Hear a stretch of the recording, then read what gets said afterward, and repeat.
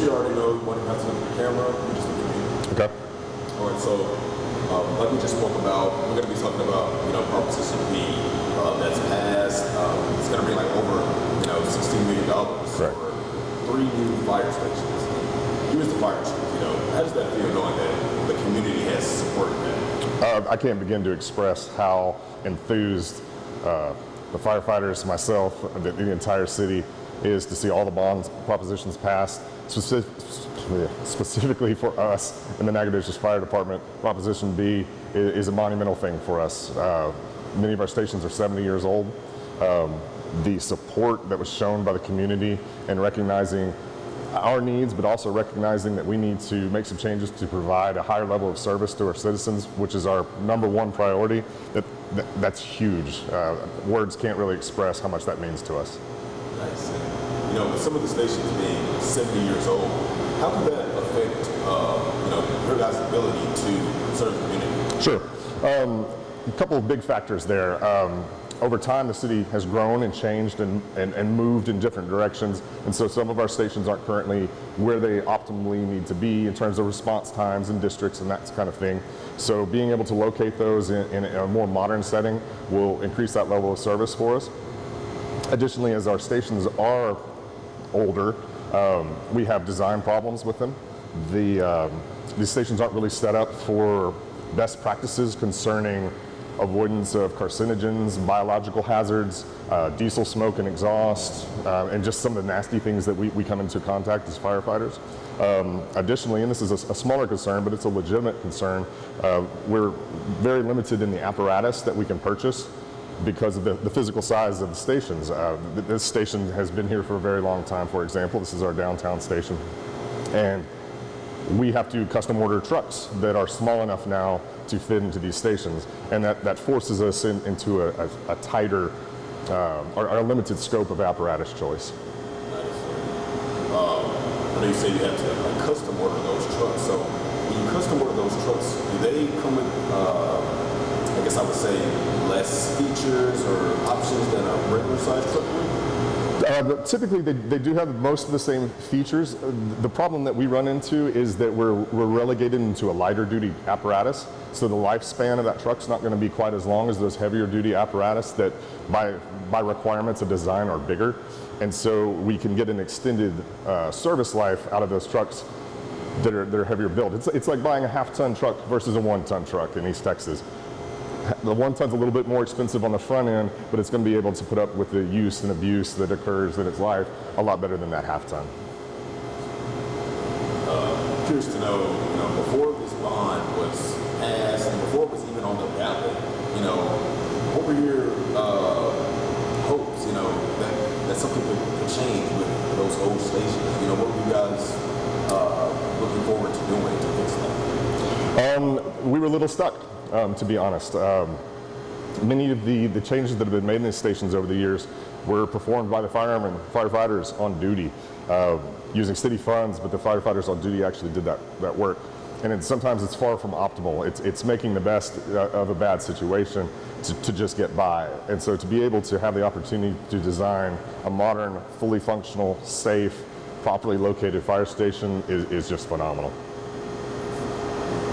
Now that it's passed, I would say, what's next as far as steps go? Gotcha. So we're obviously very early in the stages of this.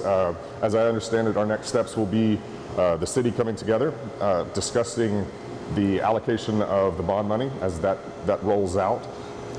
And then we'll be kind of prioritizing and planning how we roll out the various projects, like who's coming first, where do we kick off here, what's even in those lists of high priority items, what are the highest priority items, where do we start, where do we go. So from the fire standpoint, once we get that established, then we'll start probably reaching out to do architecture firm selection and focus on site selection as well. I see that the bond will replace 3 of the 4, and so is there going to be any thought going into which 3 are being replaced? Absolutely. As part of the bond proposal, Fire station number 5, which is the central fire station number 2, which is the station on East Main and MLK, will actually be co-located along with fire administration offices. Station 5 has always housed fire admin. We think it's important to keep our admin in place with a fire station rather than remotely located. Station 3, which is currently on the southwest loop, would be bumped up further north and west around the loop, and then Station 1 would be bumped a little bit north. Awesome. And those buildings, if you know, are they being demolished or repurposed? We've had some discussion on that. Nothing concrete has been decided. Ultimately, that's up to the city council and what they would like to do with these properties going forward. Nice. And now that this is passed, you personally, what do you hope this proposition does for Nacogdoches Fire Department? Oh, there's several things. Again, probably number one is it really does increase the level of service that we're going to be able to provide to our citizens, and that's the critical, most important factor. Number 2 is it makes it safer for our firefighters with the carcinogen protection, biohazard protection. You're going to have to kill this. I just lost my train of thought. Let's see. And then the third and final thing, or third thing, maybe not the final thing, is I think it's really going to help with our recruitment. Fire departments across the nation are struggling with recruitment, and that's not a historical problem that we've had, but it is certainly a reality. And it's Nacogdoches, it's Longview, it's Houston, it's New York, it's across the nation. And so we think by having new, modern, nice facilities that will actually increase our recruiting potential. I imagine this bond, the projects it'll bring probably won't be done until 3 to 5 years from now. For those stations and the firefighters that work out of those stations, what happens? Do they relocate, or how does that work? Very rough estimates for total project completion are estimated around 3 years. So there is going to be a pretty significant period of time while we're in transition. So the current stations will be operational.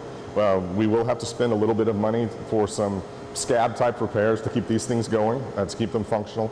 And then we hope to be able to flip the switch. There's going to be a lot of planning involved with that, because it's not just as simple as moving down the streets. We have to redesign our response protocols, our response districts, move apparatus, certain types of apparatus from where they're currently housed now to possibly a new location. So we have to consider all those things as this process progresses.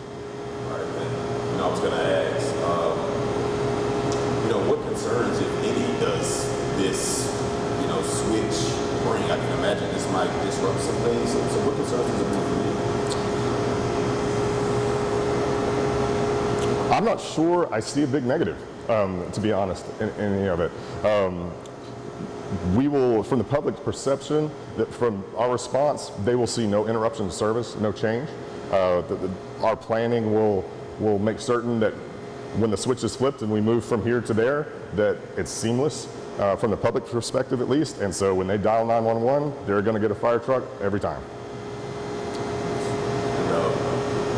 And, just to be clear, there's no specific clear next step right now, just basically the city and getting those bond funds together?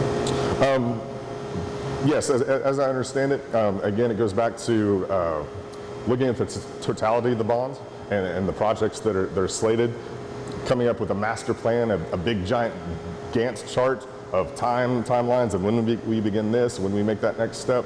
And I believe we're going to be having those meetings coming up later this month to really get that ball rolling.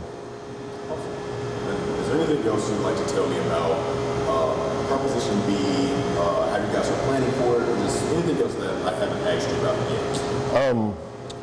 If I may, I think again, I would like to reiterate how much appreciation the Nacogdoches Fire Department has for our citizens in supporting our needs.